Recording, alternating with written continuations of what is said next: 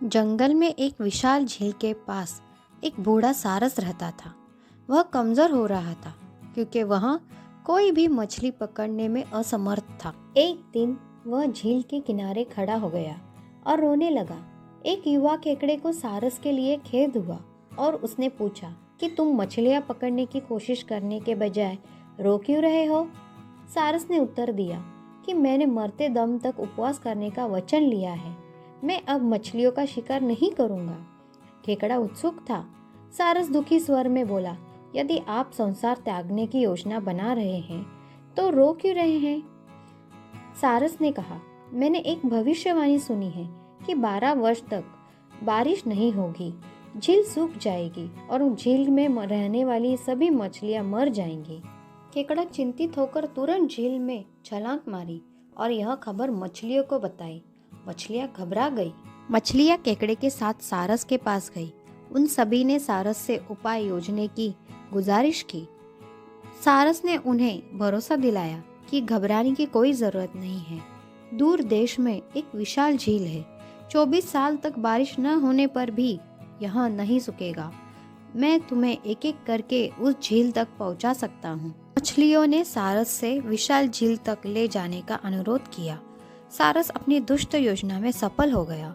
हर दिन दुष्ट सारस झील से एक मछली को एक सुनसान जगह पर ले जाता और एक बड़ी चट्टान से टकरा देता और उन्हें खा जाता।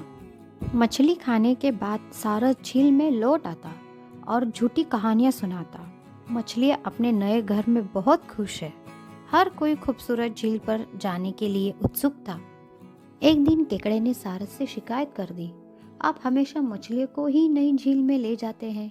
आप कभी भी मुझे इस खूबसूरत झील में ले जाने की पेशकश नहीं करते। सारस खुश हुआ क्योंकि वह मछली खाकर थक गया था और उसे आज एक नया स्वाद मिलने वाला था। केकड़ा सारस पर चढ़ गया। जैसे ही वे बड़ी चट्टान के ऊपर से उड़े, केकड़े ने मछली के कंकाल देखे और सारस की दुष्ट योजना समझ गया। होशियार केकड़ा मासूमियत से बोला, मैं भारी हूँ, तुम थक गए होंगे, कुछ देर आराम करने में कोई बुराई नहीं है।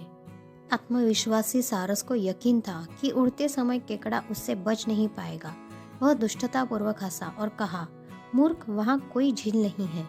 मैं तुम्हें उस बड़ी चट्टान से कुचल डालूंगा। इन सभी मछलियों की तरह तुम भी मेरे भोजन बनोगे। बहादुर और चालाक केकड़े ने सारस की गर्दन पर वार किया और उसका गला दबाकर उसे मार डाला। वापस झील की ओर चला गया। मछलियों उसे देखकर आश्चर्यचकित हो गई और उसके वापस आने का कारण पूछने लगी। केकड़े ने उत्तर दिया, दुष्ट सारस हम सभी को मूर्ख बना रहा था। कोई झील नहीं है वहाँ। उसने हमारे सभी दोस्तों को खा लिया। हालांकि अब मैंने उसे मार डाला है और हमें चिंता करने की कोई जरूरत नहीं।